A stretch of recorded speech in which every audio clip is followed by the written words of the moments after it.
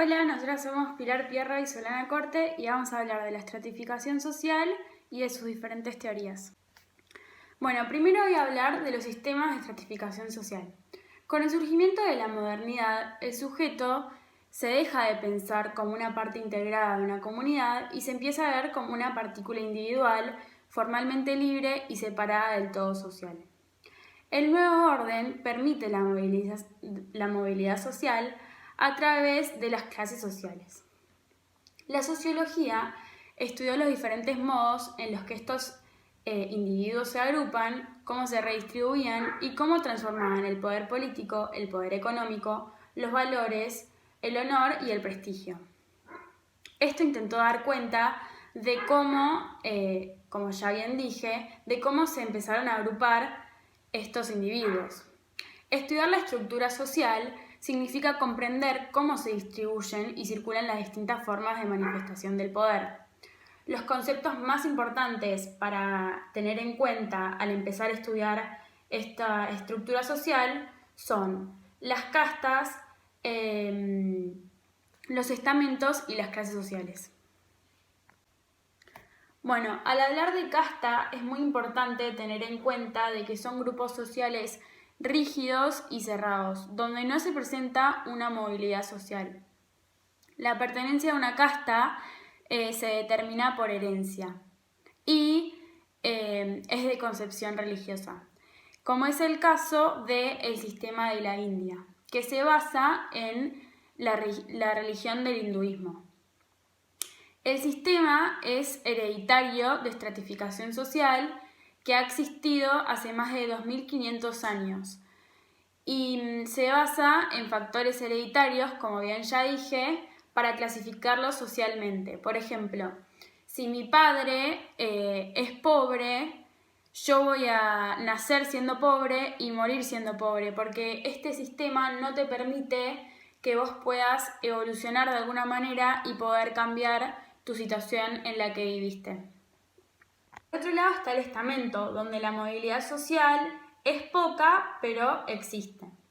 Son grupos sociales diferenciables por el estatus, el prestigio o consideración que la sociedad les otorgue. La identificación de estamentos permite entender la distribución del prestigio, la estima social y el honor de los grupos sociales.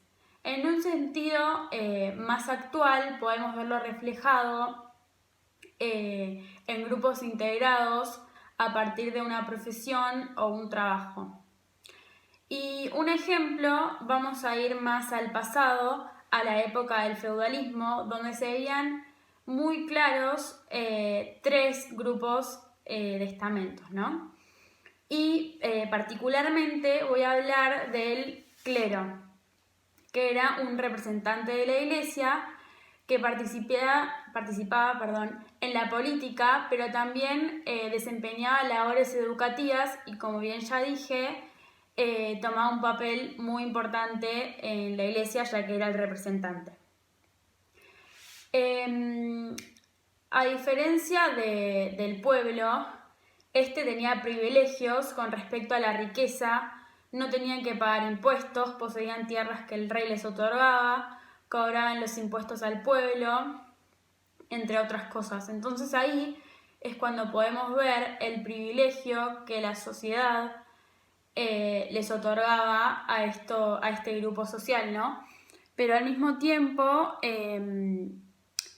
como que el pueblo no es que a ellos les otorgaba estos beneficios, sino que era el grupo dominante que era el que tenía más bienes y servicios. Por último están las clases sociales que presentan una movilidad social. Se organizan en base a relaciones de producción y de adquisición de bienes. Se vincula al orden económico y a la posición del sujeto en el mercado. Está íntimamente relacionado con el nivel económico de los individuos. O sea, según tu nivel económico vas a estar en una posición de clase, digamos. El ejemplo que yo quise tomar fue que hoy en día la mayoría de las clases de las sociedades, se dividen en tres clases sociales a grandes rasgos. Está la clase social alta, que posee ingresos económicos muy por encima del promedio y que estos llevan un estilo de vida muy cómodo, seguro y presentan una gran cantidad de oportunidades, ya que poseen grandes bienes y servicios. Por otra parte está la clase media, que allí es donde se encontrarían los trabajadores con un ingreso generoso, pero que no llega a ser por encima del promedio, ¿no? Como que viven bien y satisfacen sus necesidades, las necesarias, ¿no? Y por último está la clase baja, que requiere de la protección del sistema, y las demás clases sociales para poder satisfacer sus propias necesidades suelen ser las masivas, por así decir, y sus aspiraciones cuestan mucho esfuerzo, porque una vez que vos estás en esa clase baja es bastante difícil de salir. Bueno, Marx, para entender la estructura social moderna, identificó dos clases, el proletariado y la burguesía, que estos dos se encontraban constantemente en lucha debido a sus intereses luego de la creación de la gran industria. Los proletarios se distinguen por no poseer medios de producción ni propiedad sobre la tierra, que esto quiere decir que constantemente ellos tenían que salir a buscar un trabajo y un salario. Su concentración siempre estaba centrada en los medios de producción y su labor como aprendiz de maquinarias se renovaba constantemente debido a los... También Marx sostenía que el trabajador se encontraba alienado, que es decir, separado de su humanidad, porque éste no determina los fines de trabajo ni se apropia de su producto. También está separado de su producción.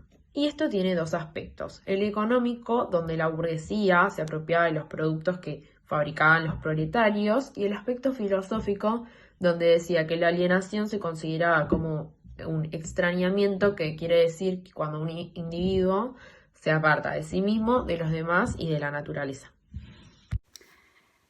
El sistema de Marx-Weber se acentúa en la distribución del poder en los grupos sociales, distinguido del de Marx, que propone un foco en lo económico.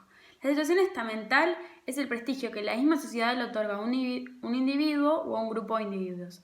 No tiene relación con lo económico. Ciertas profesiones a nivel social tienen un gran prestigio, pero esto no quiere decir que tengan un gran ingreso económico, no necesariamente están en una posición acomodada, como es el caso de los maestros o de los profesores, que son sumamente importantes para la sociedad, para la base de la educación del país, pero no son retribuidos de la misma manera, ya que tienen salarios muy bajos. Por otro lado, la situación de clase deriva del poder de posesión de bienes y de servicios del mercado, y se utiliza para la obtención de rentas o ingresos. No se relaciona con la situación estamental. Por ejemplo, un abogado pertenece a la clase alta ya que posee gran cantidad de bienes, pero esto no quiere decir que la sociedad le otorgue un prestigio.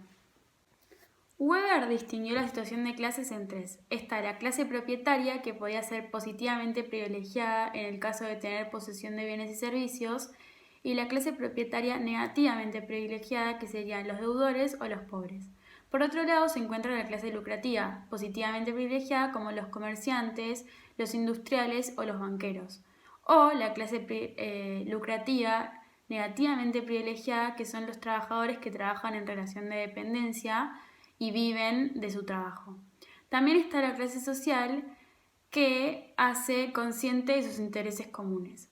Como Weber está preocupado por la distribución del poder, también pensó en un cuarto grupo, que sería el del partido. Llama así a los voluntarios que pretenden conseguir control de una organización con el fin de dirigirla políticamente. Yo pensé en el ejemplo de un presidente de un club. Este trata de dirigir políticamente una organización, que sería el club. Una situación de clase se puede transformar en una situación estamental, debido a que si se organizan para defender sus bienes en el mercado, supone que pueden desarrollar formas comunitarias de asociación, es decir, que pueden crear y conseguir ciertos privilegios en la sociedad. Por ejemplo, los empresarios que están en una situación de clase acomodada van a procurar conseguir ciertos privilegios que los posicionen en una situación estamental elevada, por ejemplo, haciendo obras de caridad o obras que ayuden a la sociedad y a los que más necesitan. Bueno, Dani Bell lo que específicamente comentaba es sobre la sociedad postindustrial, que se distinguía por las siguientes características.